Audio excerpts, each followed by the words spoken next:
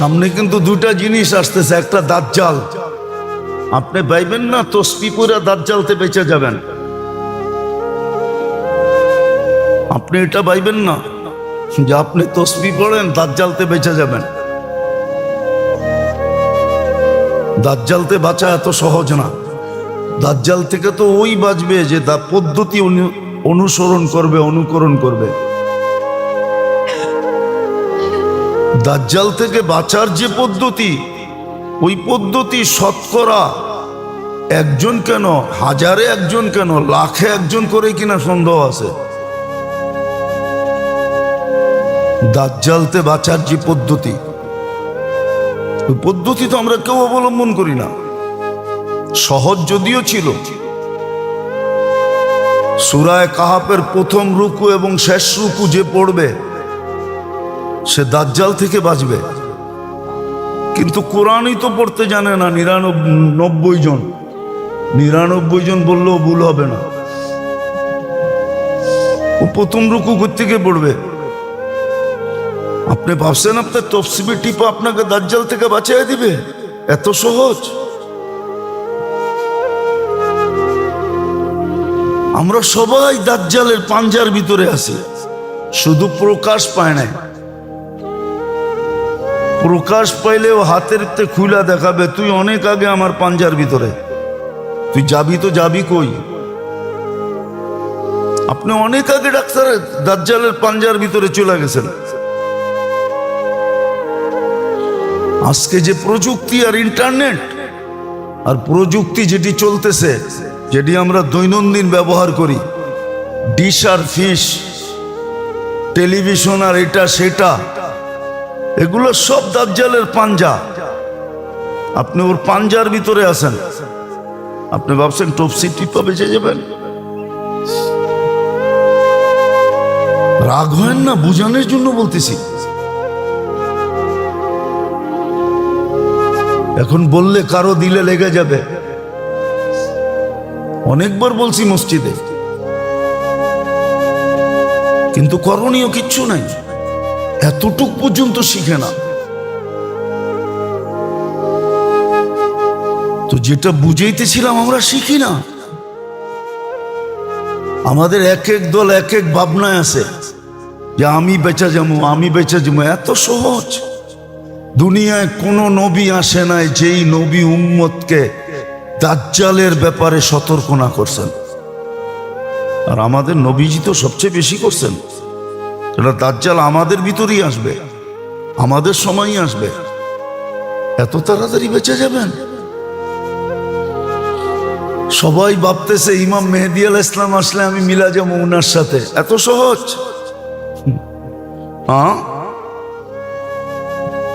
সোনা 22 ক্যারেট হয়, 24 ক্যারেট হয়, 25 ক্যারেট হয় না। 24 ক্যারেট কেন হয় জানেন? 999 হয়। 1000। তারপরও কয় পয়েন্ট বাকি আছে? এখনো 1 পয়েন্ট খাইদ আছে। দুনিয়ার কোন প্রযুক্তি 1 পয়েন্ট দূর করতে পারে না। আপনি ভাবছেন ইমাম মেহেদী আলাইহিস সালামের সাথে মিশা যাবেন? আপনি আসলেই ওনার সৈন্য সামন্ত কি কয়েক কোটি হবে নাকি? মাত্র 70,000। এটা দিয়ে দুনিয়া কাঁপাবে। শুধু 70,000 হবে।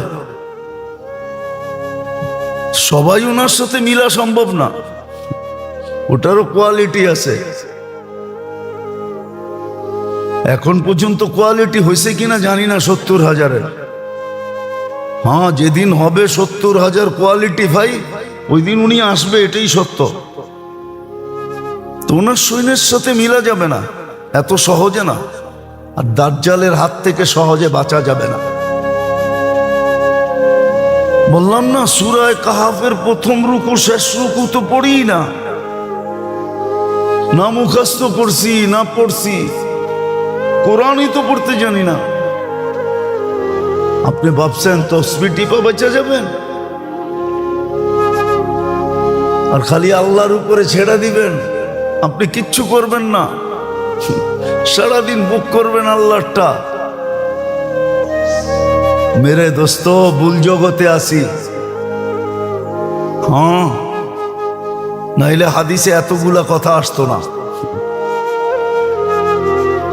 এতগুলা কথা আসতো না, এতগুলা কথা আসতো না, এতগুলা কথা আসতো না। আমাদের দুরবস্থা এই জন্যই আজকে। করণীয় কি ছিল এটাও করি না, যেটা করণীয় ছিল কেউ তো এটা ধারেই দাঁড়ে না। হ্যাঁ, হইতেছে ফিলিস্তিনে হইতেছে, আমার কি? আচ্ছা বলেন, আপনার দেশটা ফিলিস্তিনের থেকে কম? আমি তো যুক্তি দিয়ে আপনাকে বুঝাবো, ফিলিস্তিনওয়ালা গাজাওয়ালাদের তো একটা করিডোর আছে, যেই করিডোর দিয়ে ওরা ঢুকতে পারবে মিশরে। আপনার করিডোর কোথায় আছে? আপনার করিডোর তো বঙ্গোপসাগর। তাইলে আজকের থেকে কলা গাছ লাগাইতে শুরু করেন। যদি সাঁতার দিতে হয় তাইলে 2-4টা দিয়ে একটা বেলা বানায় কমসে কম সাঁতার দেওয়া যাবে। ছোটবেলা কলা গাছের বেলায় চড়তাম, বেলা চিনেন তো? হ্যাঁ, তাহলে কলা গাছের চাষাবাদ বেশি করেন। আপনার তো কোনো করিডোরই নেই। ওর তো একটা করিডোর আছে, আপনার কয়টা আছে? আপনার অবস্থা তো বেশি ভালো না। সত্য তো এটাই, মুসলমানদেরকে বিজাতির চেয়ে মুসলমান বেশি ডুবাইছে। কবির ওই কথা সত্য, মুঝে আপনু নে লুটা গैरू में कहां दम था, मुझे अपनों ने लूटा गैरू में कहां दम था। আমাকে আমার মানুষ ডুবাইছে, অন্যের ডুবানোর ক্ষমতা কখন ছিল? দুনিয়ার সবচেয়ে ভীতু জাতি চিনেন না? চিনেন? হ্যাঁ, কে? দুনিয়ায় 2টা জাতি সবচেয়ে ভীতু, একটা হলো ইহুদি আর একটা হলো মূর্তি পূজক। এদের চেয়ে ভীতু জাতি দুনিয়াতে নাই। কিতাব বলে, কিতাব, সায়েন্স বলে।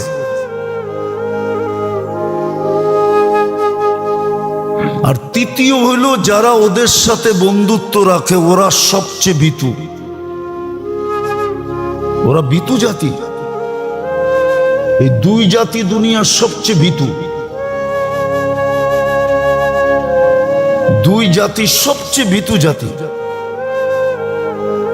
যদি মল্লযুদ্ধের যুগ থাকতো, সামনাসামনি যুদ্ধের যুগ, তাহলে আপনি বুঝতে পারতেন কত ভীতু। এখন তো অস্ত্র দিয়া লড়তেছে, ঠিক না? অস্ত্র সরায়া দিয়া দেখেন কতটুক লড়ে, কতটুক লড়ে। তো যেটা বুঝাইতেছিলাম, মুঝে আপনু নে লুটা।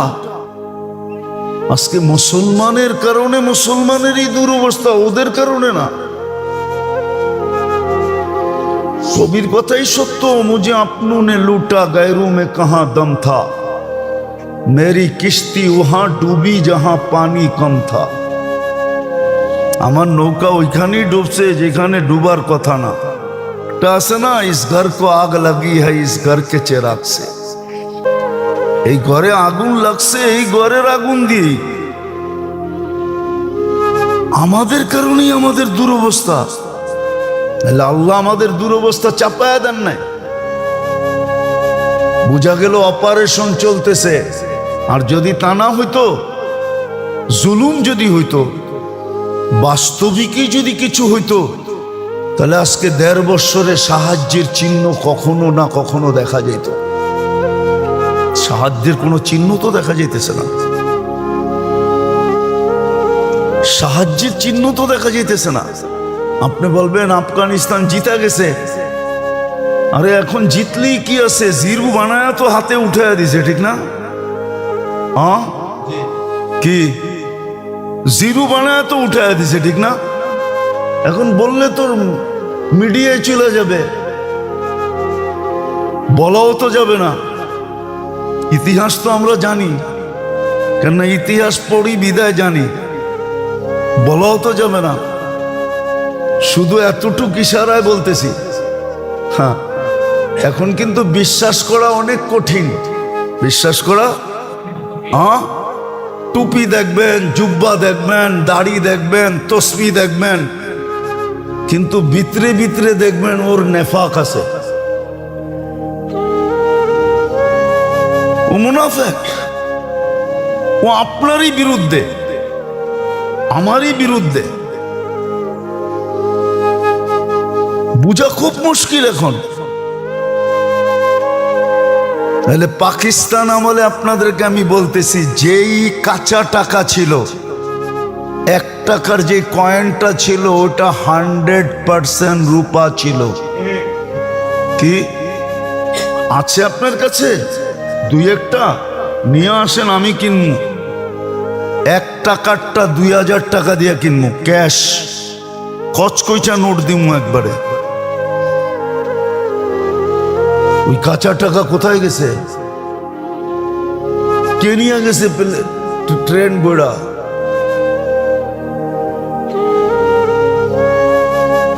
কে নিয়ে গেছে ট্রেন বইড়া? ওটি তো সব রূপা ছিল, পিওর রূপা। 1 তোলা রূপা ছিল, 1 তোলা, একবারে মাপা। এখনো 2-1টা আমাদের তাঁতি বাজারে আছে, যেটা তোলা মাপার জন্য ওইটাই দিয়ে মাপে, আর তোলা লাগে না। কে নিয়ে গেছে? খালি ছিল না, আপনাকে খালি করে দিছে। আর বললাম না, আগে এতটুকুই বললাম। इस घर को आग लगी है, इस घर के चिराग से। এই জন্যই আল্লাহ আমাদেরকে শিক্ষা দিছিলেন যে মুসিবত যখন আসে, অন্যের কথা বাদ দিয়া তোমরা যাদেরকে আমি সদিচ্ছায় মুসলমানের ঘরে অস্তিত্ব দিছি, উম্মতে মুহাম্মদী বানাইছি তোমার বেনিফিটের জন্য, তুমি লাভবান হবে এই জন্য, চির জান্নাত পাবে এই জন্য। মুসিবত আসতে দেরি, চিৎকার দিয়া আমার দিকে ফিরতে দেরি করো না। যেরকম বাচ্চা যেরকম বিপদ দেখলে মা বইলা চিৎকার দেয়, বাবা বইলা চিৎকার দেয়, আল্লাহ শিক্ষা দিছিলেন বিপদ দেখলে আমাকে ডাইকো। ইদা আসাবাতহুম মুসিবাতুন ক্বালু ইন্না লিল্লাহ। আল্লাহর দিকে ফিরা উচিত ছিল। এখনো অপেক্ষা আছে আল্লাহ, তাহলে হাদিসে কুদসি কেন আসতো? আহলু মাসিয়াতি লা আকনুতুহুম মির রাহমাতি। যেমন আপনারা বুঝবেন না, হয়তো কোনো যুবক বুঝলে বুঝতে পারে, কারো মোবাইলে এখনো মেসেজ আছে, আমি মরণ পর্যন্ত তোর অপেক্ষায় থাকবো। মনে হয় বোঝেন নাই? আল্লাহ বলে কণ্ঠনালীতে রু আসার পূর্ব মুহূর্ত পর্যন্ত আমি মুসলমান, তোর অপেক্ষায় থাকবো। আমিও তোর অপেক্ষায় থাকবো। তুই তওবা করবি, আমি বন্ধু হয়ে যাবো, আর তওবা না করবি তো তোকে পাক করতে হবে। এটাই সিস্টেম। মেডিসিন না চললে সার্জিক্যাল করতে হয়। সার্জিক্যালও যদি না হয় তো বইলা দিতে হয়, যে কদিন খাইলো তারপরে শেষ। কিন্তু আল্লাহ আমাদেরকে তৃতীয় স্তরে নিতে চাইতেছেন না। তৃতীয় স্তরে নিতে চাইতেছেন না যে আমি তোমাদেরকে ছেড়া দিলাম, যেই কদিন বাঁচলা তারপরে জাহান্নামে ঢুকায়া দিব। এটা আল্লাহ চাইতেছেন না। আল্লাহ চাইতেছেন আমি অপারেশন করব। ইল্লাম ইয়াতুবু ফানা তাবিবুহুম। তখনের কারি হাদিস এটা যে অহেতুক হত্যা, কারণ ছাড়া হত্যা। তাহলে আপনাকে আমি লিস্টই দেখাইতে পারি। মুসলমান তো আজকে বিবেক হারা হয়ে গেছে। সবচেয়ে বেশি আমাদের কর্ণধাররা, ওরা ভাবে না। আপনি দেখান আমাকে 60 লক্ষ ইহুদি মারছে কে? হিটলারের নামের সামনে টেরোরিস্ট আছে কিনা দেখান। চ্যালেঞ্জ আপনার সাথে। দুনিয়াতে এই পর্যন্ত সবচেয়ে বেশি মানুষ যারা মারছে যারা দুনিয়ার থেকে চলে গেছে, একজনের নামের সামনে টেরোরিস্ট আছে কিনা দেখেন। কিন্তু আমি বলতেছি, মিডিয়ায় যেতেছে, সর্বপ্রথম মিডিয়াওয়ালা এদেরকে স্যাংশন লাগাবে, এদের ভিডিও চলবে না। ইন্ডিয়ার বিরুদ্ধে কেন বললো ভিডিও চলবে না? টেরোরিস্ট শব্দটা মানে পয়দাই হয়েছে মুসলমানের লেগা, অথচ আপনি ইতিহাস উঠান, সবার বেশিরভাগ নামের সামনে হিরু লেখা আছে, টেরোরিস্ট একজনের নামের সামনে লেখা নেই। আজও দুনিয়া বলে না। টেরোরিস্ট শব্দটা তৈরি হয়েছে আপনার জন্য, আর ওইটি আমার দেশের মানুষও ব্যবহার করে, আমার দেশের মানুষও ব্যবহার করে, আমার দেশের মানুষও ব্যবহার করে, এরাও ব্যবহার করে।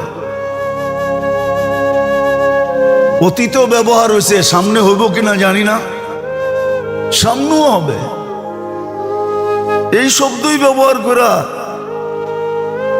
দমন পীড়ন চলতে থাকবে, ঠিক না? কেন এই শব্দই ব্যবহার হবে। অথচ মুসলমান একটু কিছু বললি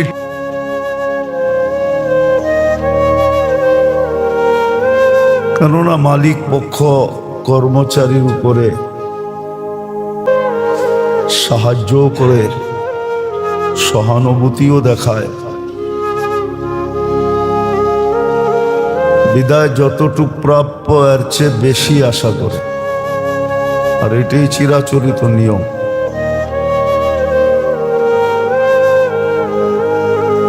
তাহলে যে আল্লাহ আমাদের উপরে এতগুলা দয়া করলেন, মানুষ হিসাবে বানায়া সৃষ্টির ভিতরে শ্রেষ্ঠত্ব দিলেন, যদিও সমগ্র সৃষ্টির দিকে যদি তাকাই, তার তুলনায় আমাদের ভিতরে ন্যূনতম কিছু আছে কিনা, এটা একটা মানুষ বিবেক দিয়া ভাবলে, যদি বিবেক থাকে আর বিবেক দিয়া চিন্তা করে, তাহলে হয়তো বুঝে আসবে যে ন্যূনতম আমাদের ভিতরে অনুগত্য নাই।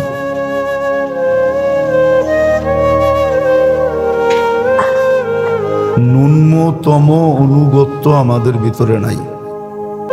বলেন আজকে যারা এখানে বসা আছি, কজন ঘুমের সময় ঘুমের দোয়া পড়া ঘুমাই?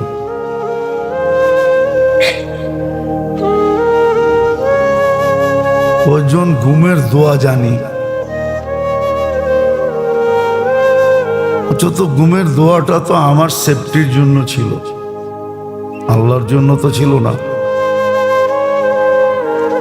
ঘুমের দোয়াটা কিন্তু আমার সুরক্ষার জন্য ছিল।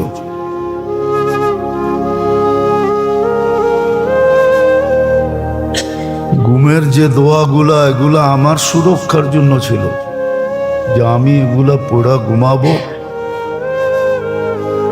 যদি আর নাও উঠলাম, মৌতই হয়ে গেল ঘুমের ভিতরে, আমার মৌতটা এরকম মৌত হবে যে সৃষ্টিকে তাক লাগায় দিবে, সৃষ্টি আশ্চর্যান্বিত হবে। কিন্তু কয়জন ঘুমের থেকে উঠা দোয়া, ঘুমের সময় দোয়া পড়ি? অথচ ছিল আমার লাভের জন্য। আবার কয়জন ঘুমের থেকে উঠা পড়ি, এটাও কিন্তু আমার লাভের জন্যই ছিল। এরকম সর্বক্ষেত্রে যে দোয়াগুলা ছিল, ঘরের থেকে ঢুকার দোয়া, ঘরের থেকে বাহির হওয়ার দোয়া, রাস্তায় চলার দোয়া, কর্মস্থলে বসার দোয়া, এগুলো কিন্তু আমার লাভের জন্য ছিল। কিন্তু কয়জন পড়ি? বাকি মোটা মোটা তো বাদেই দিলাম, ফরজ গুলা তো বাদেই দিলাম, ওয়াজিব গুলা তো বাদেই দিলাম, সুন্নতের মুআক্কাদা গুলা তো বাদেই দিলাম। যেটা ছোট ছোট জিনিস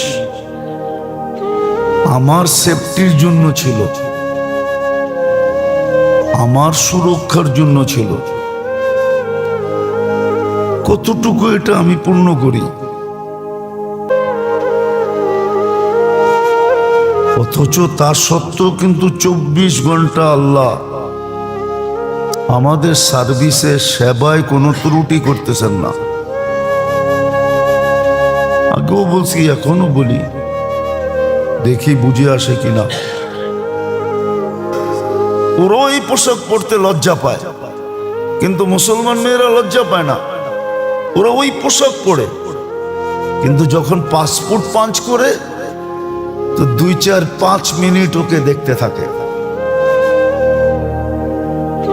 কিন্তু কোনো হোয়াইট চামড়াওয়ালা যদি পাসপোর্ট দিল, শুধু পাঞ্চ করলো আর ওর দিকে তাকাবেও না, শুধু এক নজর তাকায় বলবে ইউ আর গো, তুই যা। আমি আপনাদেরকে চিত্র দেখাইতে পারবো না আর মুখে বলতে পারবো না। ওরে 2-4-10 মিনিট দেখতে থাকে, পায়ের থেকে মাথা পর্যন্ত। কেন? ওর জানে এটা আমাদের রঙে রঙিন হইলেও কি হবে, আগুনের শেষ বিন্দুটা এর ভিতরে লুকানো আছে, এটা নিবানো যাবে না। কেন? এটা প্রথম দিন পুশিং হয়েছে, প্রথম দিন। কোন দিন? যেই দিন জন্ম নিছে ওই দিন পুশিং হয়েছে। এই জন্য আমাদের সমাজের অনেকে ভাবে যে আমরা বুঝি ওদের রঙে রঙিন হইলেই, আমাদের ছেলে পেলেকে বানাইলেই ওরা মনে হয় আমাদেরকে আপন মনে করবেন। নো, আপনি আমাকে বিশ্বাস করাইতে পারবেন না কোনো যুক্তি দিয়া না, মিডিয়া যুক্তি। দ্বিতীয় আরেকটা শুনে রাখেন, আপনি যতই ওদের হয়ে কাজ করেন, আপনার মৌত একদিন ওদের হাতেই হবে। প্রমাণ দিব, 2-4-10টা বড় বড় প্রমাণ দেওয়া যাবে। বলেন মির্জাপুরের মৌত কার হাতে হয়েছিল? হ্যাঁ বলেন। মির্জাফর তো মির্জাফর, ওর তো নাম মির্জাফর না, ও তো সিরাজউল্লাহর সাথে মির্জাপুরি করছিল, ঠিক না? এই জন্য ওর নাম মির্জাফর হয়ে গেছে, ঠিক না? কাদের পক্ষ নিয়ে করছিল? ইংরেজদের পক্ষ নিয়া। তোর মৌত ইংরেজের হাতে হইল কেন?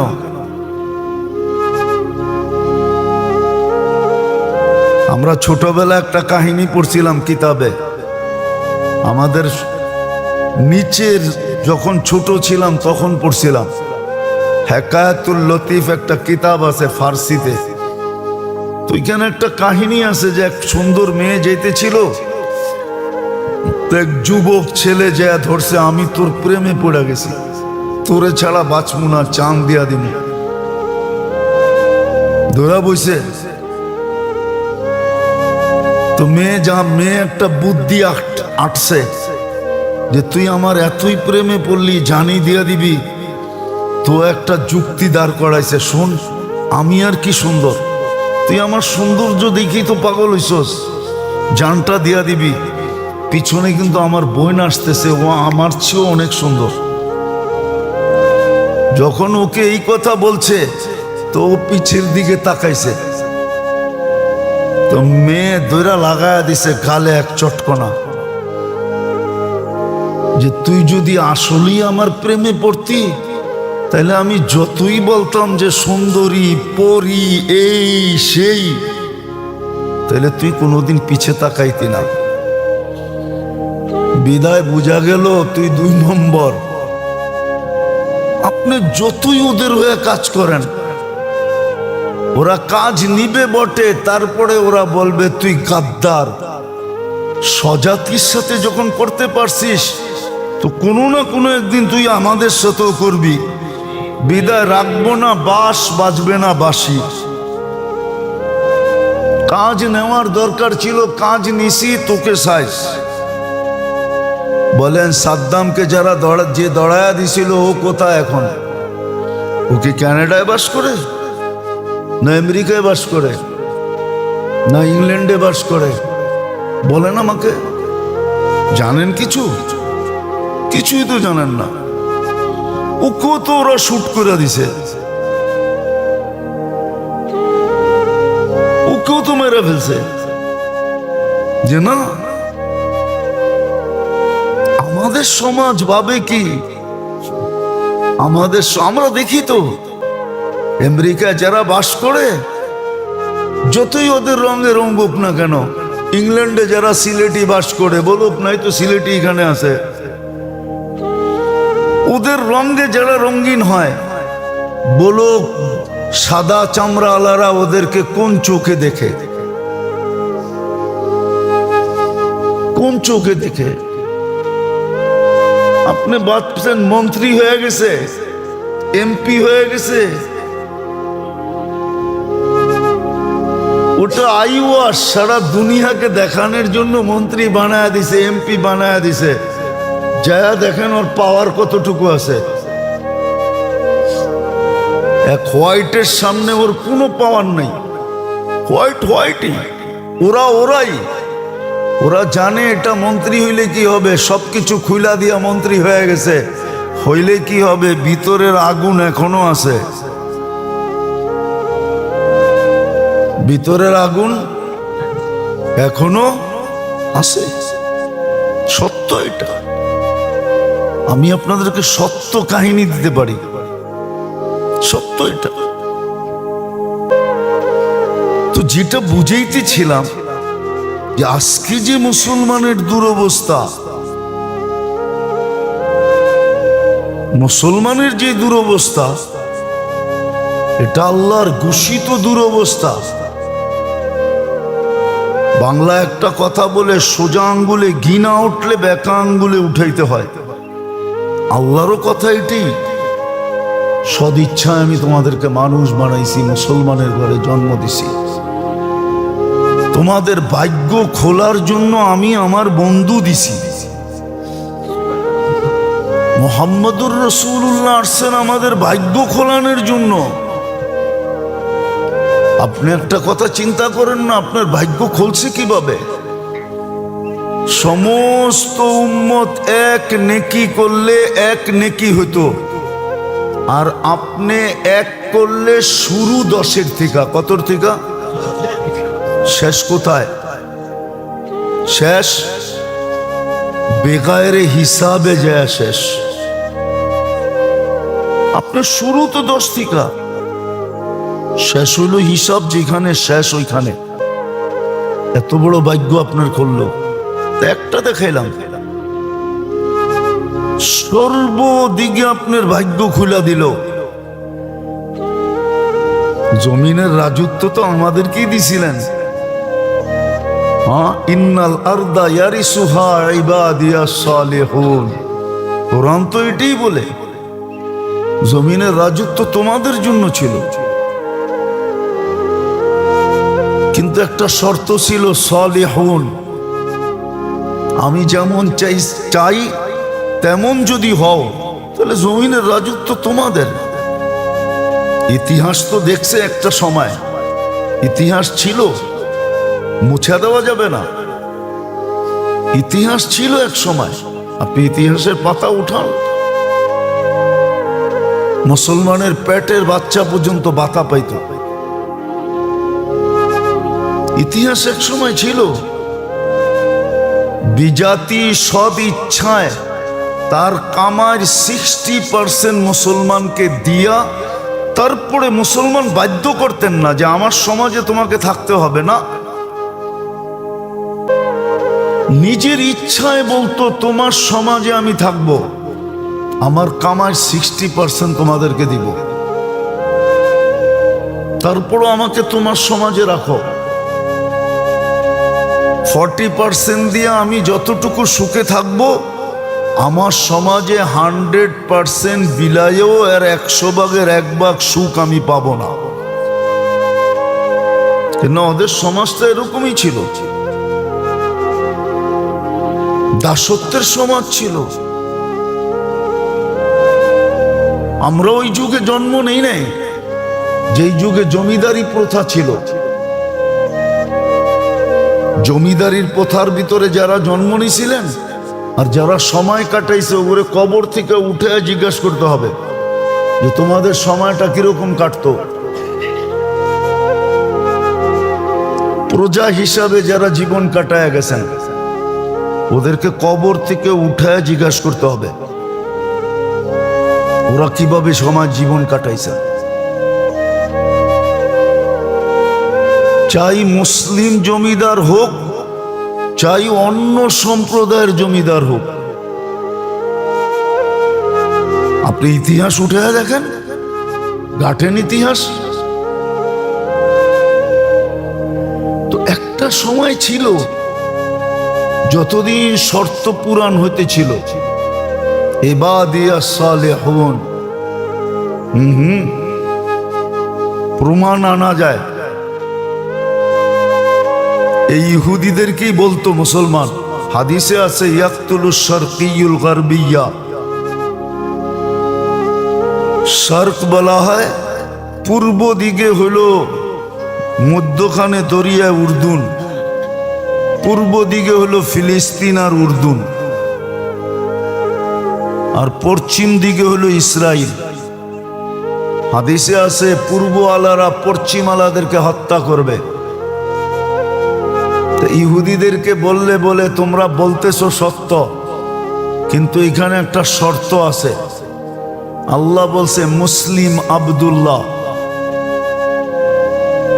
যে তোমরা এখন আল্লাহর বান্দাও না আর তোমরা এখন পারফেক্ট মুসলমানও না। যেদিন হবে ওদিন এই হাদিস সত্য হবে। আমরা মানি তোমরা কতল করবে। তখন ইহুদিরা সমস্ত জায়গায় আশ্রয় নিবে, আর সব জায়গার থেকে আওয়াজ আসবে, পাথরের থেকে আওয়াজ আসবে, ইয়া মুসলিম ইয়া আব্দুল্লাহ ওয়ারা ইহুদ। ও মুসলমান, ও আল্লাহর বান্দা, আমার পিছে ইহুদি লুকায়া আছে, ফাকতুলহু, তাকে কতল করো। ইল্লা শাজারাতাল গারকাত, একটা গাছের থেকে আওয়াজ আসবে না, সেটা হলো ঝাউ গাছ। দেখবেন আমাদের গুলশান বনানী বাড়ি দ্বারা অনেক অধিকাংশ বাড়িতে ঝাউ গাছ আছে। ঝাউ গাছ দেখতে সুন্দর, কিন্তু এটা হলো ইহুদি গাছ। এই গাছের নামই হলো ইহুদি গাছ, কিন্তু মুসলমান পছন্দ করে লাগাইতেছে। তো শর্ত আছে। আজকে যে দুরবস্থা, আমরা কারণ তালাশ করি না যে কেন হইল, একের পর এক কেন হইতেছে। কারণ আল্লাহর অঙ্গীকারও আছে, আল্লাহর অঙ্গীকার আছে যে তোমাদেরকে আমি মানুষ মুসলমান উম্মতে মুহাম্মদী বানাইছি।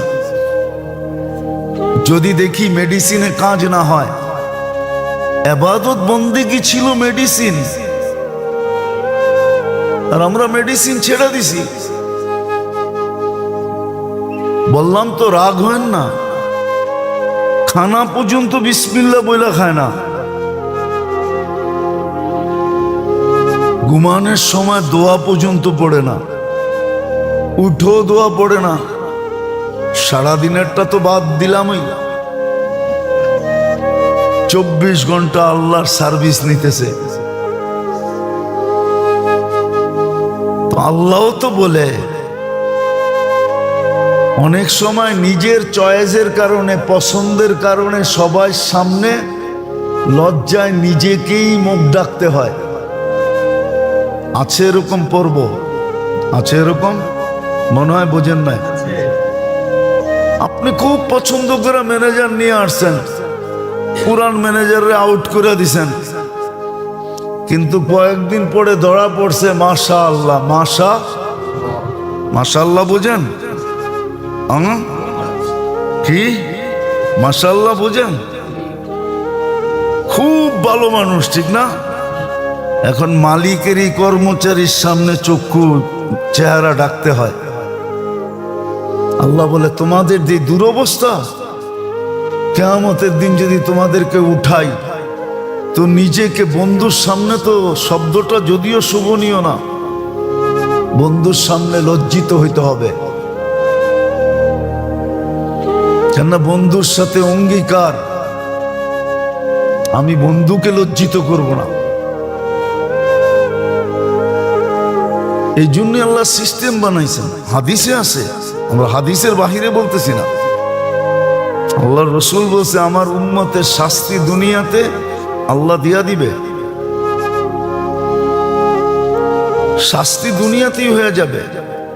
একটা হলো আল কাতলু আল জালাজিলু, দুটা দিয়া শাস্তি দিয়া দিবে। একটা হলো অনার্থক হত্যা, অহেতুক হত্যা, কারণ ছাড়া হত্যা।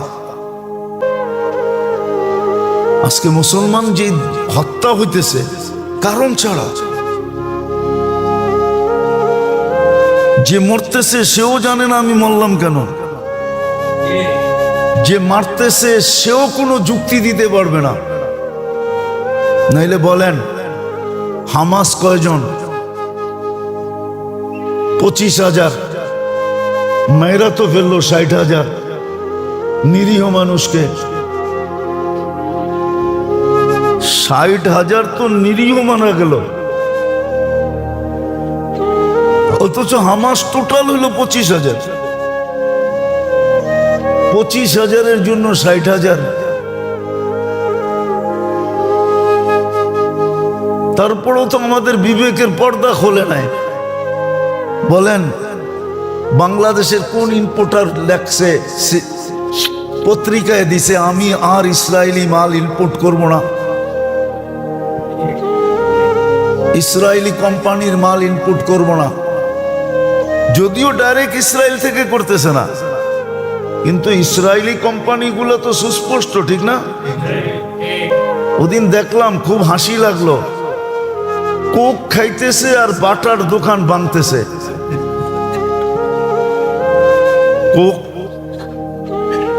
কোক খাইতেছে আর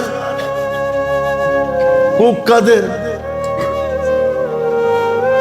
বাটা কাদের, একটা পেটে ঢুকাইতেছে আরেকটারে ভাঙতেছে।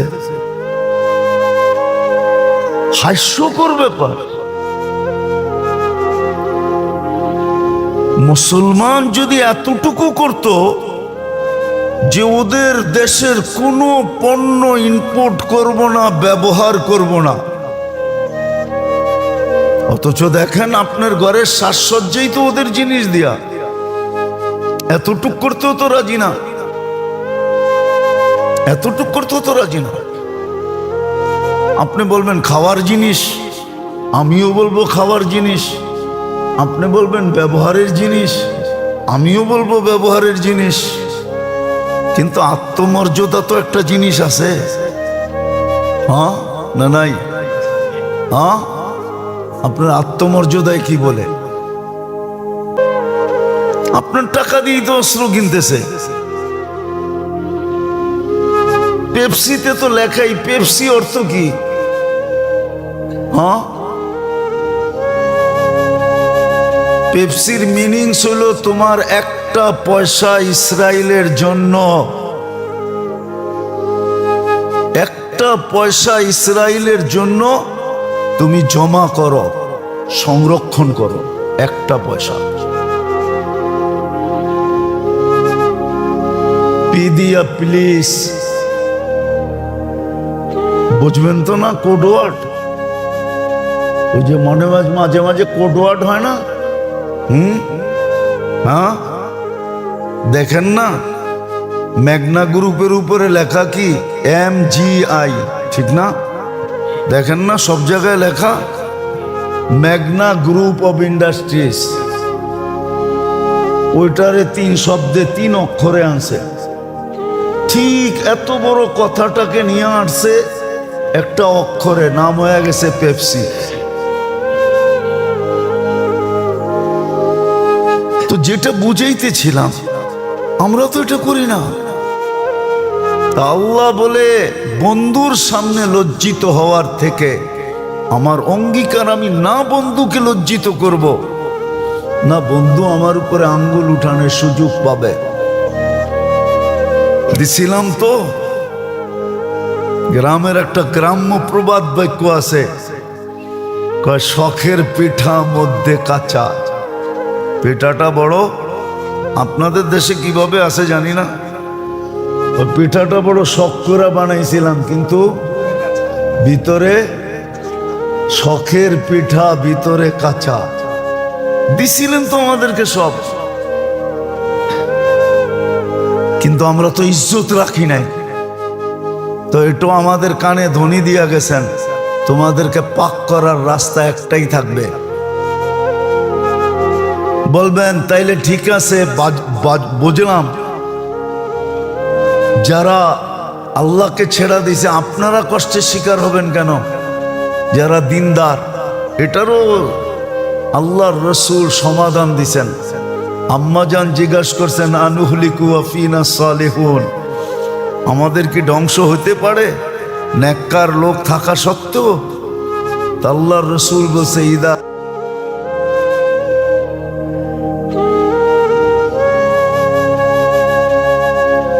ছোটবেলার থেকে শুনতেছি ঢাকার পরিবেশ বসবার যোগ্য না, ঢাকা দূষণ যুক্ত মুক্ত না, ঢাকার পরিবেশ দূষণযুক্ত সারা দুনিয়ার শহরগুলার ভিতরে একটা। যদি দূষণযুক্ত শহরে থাইকা, যুক্তি তো এটা বলে যে প্রতিদিন ঢাকার শত শত হাজারো মানুষ অসুস্থ হবে আর হাসপাতালগুলা ভরা থাকবে, আর অতিষ্ঠ হইয়া মানুষ ঢাকার থেকে বাহিরের দিকে ছুটতে থাকবে। কিন্তু ঢাকায় তো ডেলি মানুষ বাড়তেছে, কমতেছে না তো। কিন্তু বিজ্ঞানের আলোকে যদি দেখি যে বিজ্ঞান করি, তো ডেলি হাজার হাজার মানুষ অসুস্থ হওয়ার কথা। কেননা এটা দূষণযুক্ত। দুনিয়ার দূষণযুক্ত শহরগুলার ভিতরে একটা হলো সিরিয়ালে ঢাকা। কিন্তু আল্লাহ তো আমাদেরকে সুস্থ রাখতেছেন।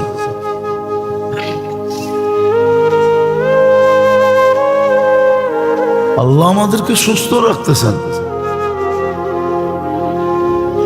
তুলনামূলক দেখলে দেখা যাবে গ্রামগঞ্জ সবকিছুর থেকে ঢাকার মানুষ অনেক সুস্থ। এরকম ঢাকা না, বাংলাদেশের প্রত্যেকটা সিটির অবস্থাই এরকম। জনবহুল যতগুলা সিটি আছে ঢাকাতে, বিশেষ করে বিভাগীয় সিটিগুলা সব দূষণালা, দূষণ মুক্ত একটাও না।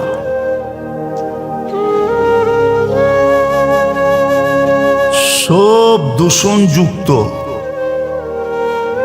আল্লাহ যে আপনাকে আমাকে 24 ঘন্টা সার্ভিস দিতেছেন, সেবা দিতেছেন, উইদাউট পে, কারো কাছ থেকে কোনো বিনিময় নেন না। বরং করণীয় যা আমাকে দিছিলেন ওটা আল্লাহর জন্য দেন নাই, যে মানুষ করলে আল্লাহ ইত্য বাইরে যাবে না। আল্লাহ সাফ ঘোষণা দিছেন, লা ইয়াজিদ ফি মুলকি শাই, আমার রাজত্বে কিচ্ছু বাড়বে না, চুল পরিমাণও বাড়বে না। আবার এটাও ঘোষণা দিছেন, আমার রাজত্বে চুল পরিমাণও কমবে না, না বাড়বে না কমবে। বিরুদ্ধে চলে গেলেও কমবে না, সব এক মনা হয়ে গেলেও বাড়বে না। আল্লাহ তো আল্লাহ, আল্লাহ তো আল্লাহ আপনার আমার লাভের জন্য দিছেন। তো যেটা বলতেছিলাম, যে মানুষ মানুষের কাছে তো সমীহা, ভক্তি, শ্রদ্ধা, অনুগত্যতা মানুষ মানুষের মাঝে দেখায় বটে, কিন্তু যে আল্লাহ 24 ঘন্টা আমাদেরকে সার্ভিস দিতেছেন, কয়েকদিন আগেও আমি দেখাইছি আপনাদেরকে, ইচ্ছা করলে পুরা শরীরটাকে খুলে দেখানো যায়।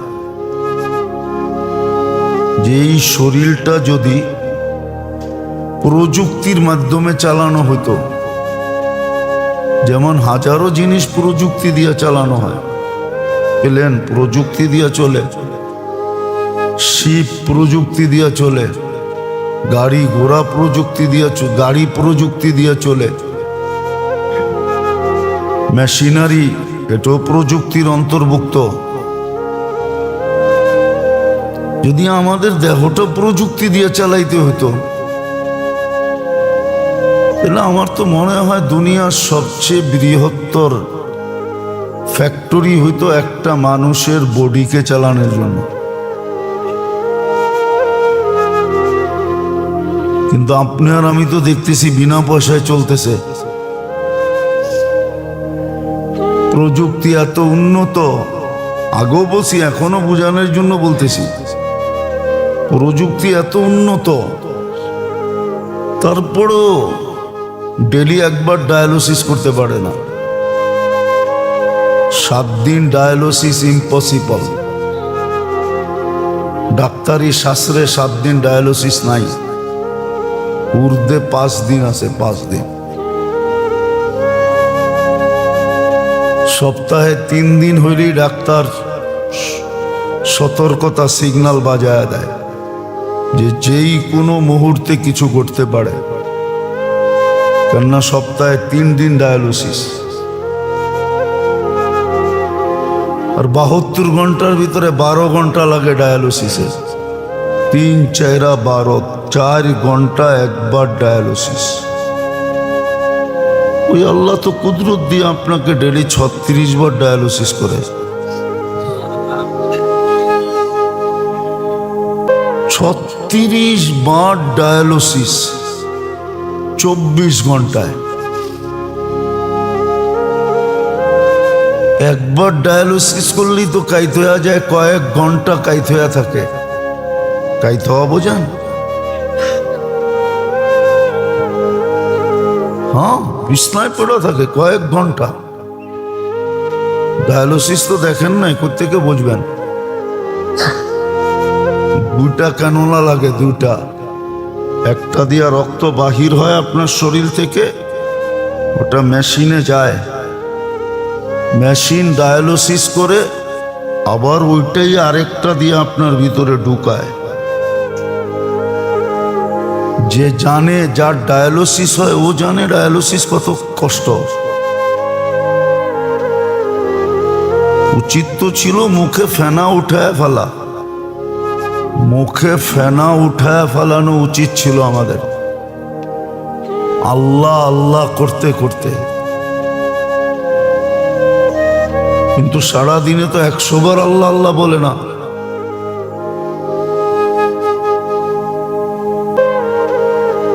এত কিছু বুঝানোর একটা উদ্দেশ্য আছে।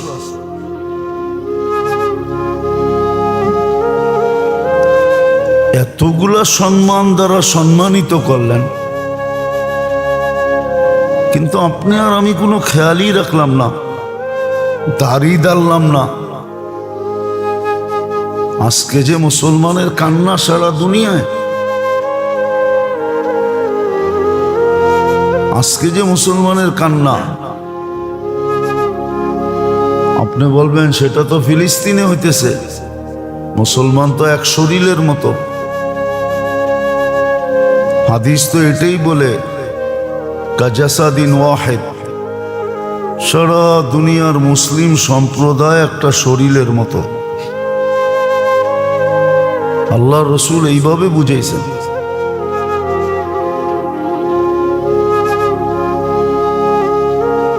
যে চোখে যদি ব্যথা হয় তো সারা শরীর ব্যথিত হয়। সারা শরীরেই তার জন্য দৌড়ায়। অঙ্গের কোনো একটা অঙ্গ নাই যেটা কাজ না করে। তো মুসলমান তো একটা শরীরের মতো ছিল। আরেক দিকে যদি তাকাই তো আল্লাহ তো জুলুমও করেন না। লাইসা যাল্লামিল লিল আবিদ, কোরআন তো এটাই বলে, আল্লাহ জালেম না। আজকে যে দুরবস্থা মুসলমানের, ফিলিস্তিনের যে দুরবস্থা, কোরআন দেখলে তো বোঝা যায় এটাই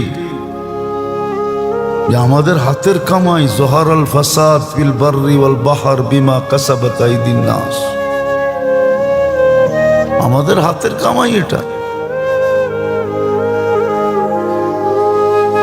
ভোগ করতে চাই 16 আনা, 16 আনাই আমরা ভোগ করতে চাই, কিন্তু 1 আনাও আমরা এর বিপরীতে যা করণীয় তা করি না। আচ্ছা বলেন, রাগ হয়েন না, বিসমিল্লাহ বইলা কয়জনে খাই? বা খাওয়ার সময় বিসমিল্লাহ কয়জনের মনে থাকে? বলেন, আমি বিসমিল্লাহ বইলা কয়জনে খায়? আমি বিসমিল্লাহ বইলা খাইলাম। আর খাওয়ার পরের কয়জনের মনে থাকে যে খাওয়ার পরে আমি দোয়া পড়লাম? খাওয়ার পরে তো একটা দোয়া এরকমও আছে যে পড়ার পরে পিছনের গুনাহ মাফ হয়ে যায়। দোয়া কোনো কঠিনও না, লম্বাও না। আলহামদুলিল্লাহিল্লাযী আত'আমানি হাদা বিগাইরি হাওলিম মিন্না ওয়ালা কুওয়া, বাস এতটুক, পিছনের গুনাহ মাফ।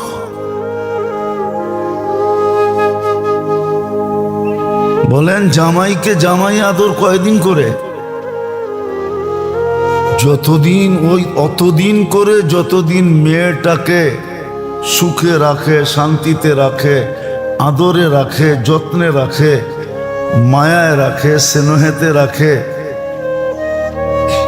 কি বলেন?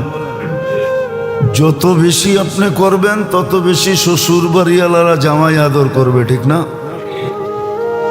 কি বলেন?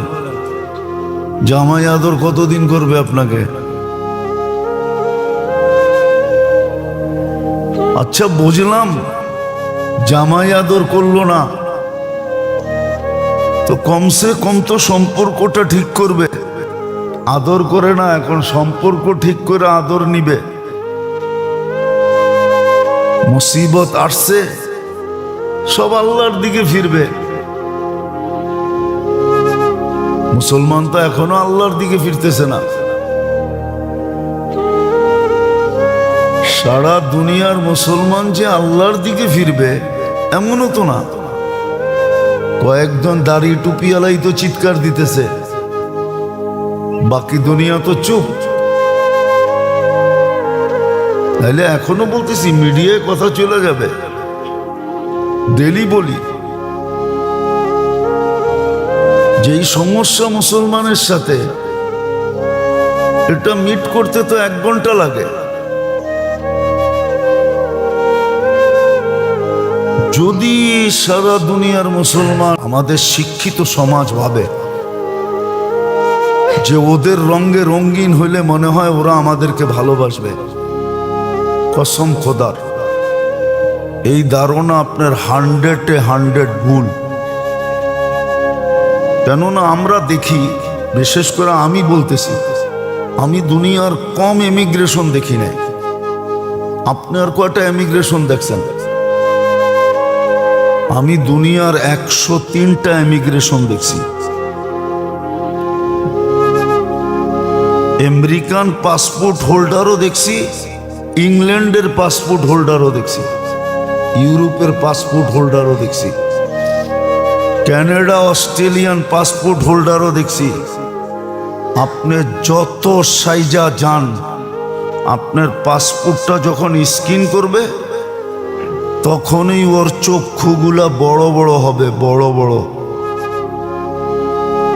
কেননা আপনার পাসপোর্টে লেখা আছে ইউ আর মুসলিম।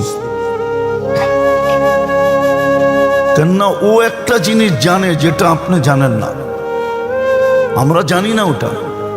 আমাদের এই শিক্ষিত সমাজ জানে না, যারা নিজেদেরকে এডুকেটেড বলে। আমাদের কর্ণধাররা জানে না।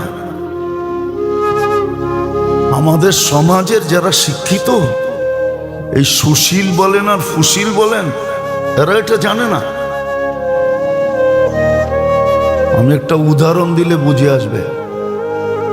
অনেক সময় দেখা যায় কয়লা উপর দিয়ে আগুন নাই, বিলকুল ঠান্ডা, হাতে নিলেও মনে হয় ঠান্ডা, কিন্তু কয়লাটা যখন ভাঙে তো দেখা যায় ভিতরে এখনো একটু আগুনের ছোঁয়া রয়ে গেছে, লাল লাল দেখা যায়। ওটাকে যখন বাতাস দেয় তো আবার আগুনের কুণ্ড হয়ে দাঁড়ায়।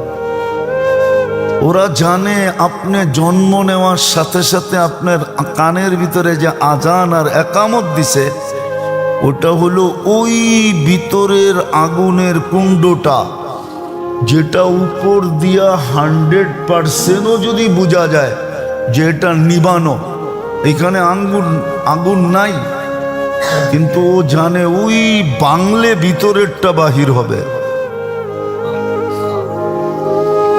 এটা কখনো মেটানো যাবে না। এই জন্য আপনার পাসপোর্ট দেখলেই প্রমাণ দেবো আপনাকে, লোক আছে আমার কাছে, এখানে প্রমাণ দেবো। ইংল্যান্ডের পাসপোর্ট সাজ ওজের চেয়ে বেশি। আমরা যাই আমরা দেখি তো মুসলমান মেয়েরা কোন সাজে ঢোকে। আরব বলেন অনারব বলেন, ওদের যে পোশাক আশাক, আটা সাটা বোঝেন? হ্যাঁ, আটা সাটা বোঝেন কি? দুর্মিয়া আটা সাটা বলে একবারে চিপা চাপা এমন পোশাক, ওদেরকে ফেল করে দিছে। কর্ণধাররা এক হয়, 60টা দেশের কর্ণধার যদি এক হইল, আজকে সবাই যদি একমত হইল,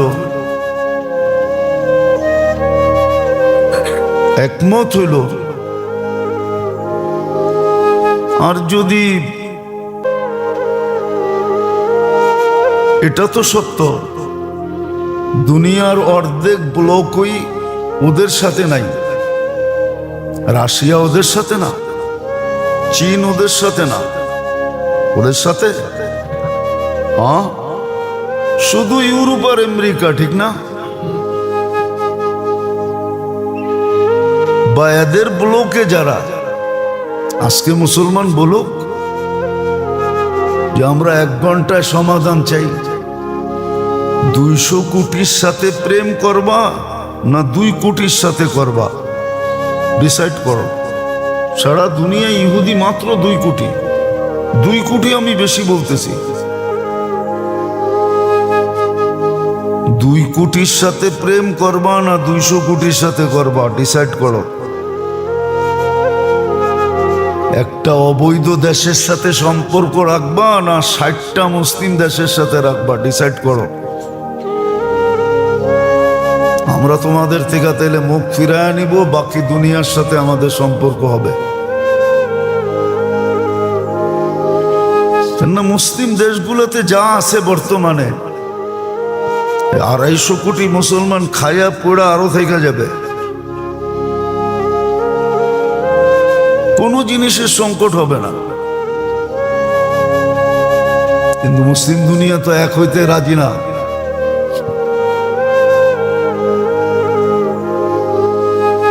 বলুক, 1 ঘন্টায় সিদ্ধান্ত হবে। দেখেন দুনিয়া কি বলে।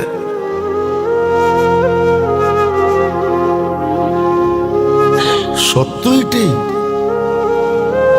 আমি যেটা বুঝাইতে চাইতেছি এটাই সত্য। যদি সারা দুনিয়ার মুসলিম কর্ণধাররা এক হয়, তাহলে 1 ঘন্টার মাসলা না, 1 দিনের মাসলা না, যদি চাইপা ধরে যে ডিসাইড করে উঠতে হবে, নাইলে তোমাদের সাথে আমাদের সম্পর্ক শেষ, আমরা অন্য সম্পর্ক খুঁজব। আর কতদিন? তালাক তো এই জন্যই হয়, ঠিক না? কি জন্য হয়? আরে বলেন না কেন? তালাক কেন হয়?